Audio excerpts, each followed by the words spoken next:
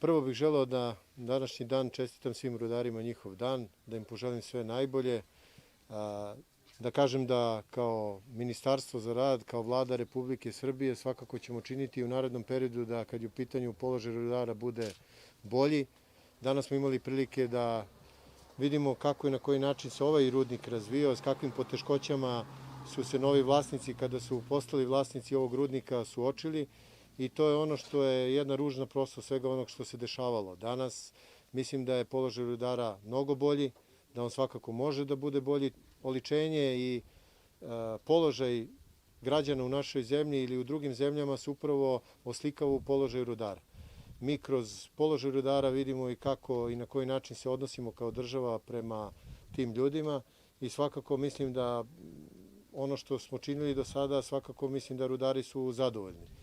Mi u narednom periodu ovde, kad je u pitanju ovaj rudnik, prosečna plata neto je nešto malo veća od 550 evra, ali ono što je bitno to je da taj rast plata svakako iz godine u godinu je sve veći, s obzirom da očekujemo i planom jeste predviđeno koji je prezentovao naš predsjednik Aleksandar Vučić da 2025. godine prosečna plata u Srbiji bude 900 evra. Ako poredimo sa tim, mi moramo da kažemo da mora plata rudara da bude oko 1100. To je onda svima nama zadatak svakako da radimo u daljem periodu i to će jedino moći ukoliko i kao država dajemo adekvatnu podršku svim onima koji rukovode rudnicima i mi ćemo se truditi da osluškujemo šta je to njima potrebno, kako treba i u kom pravcu da menjamo zakone i da te zakone prilagođavamo upravo tome da idemo ka tom cilju. Pored tog materijalno-finansijskog položaja, vrlo bitno je da brinemo o njihovoj bezbednosti.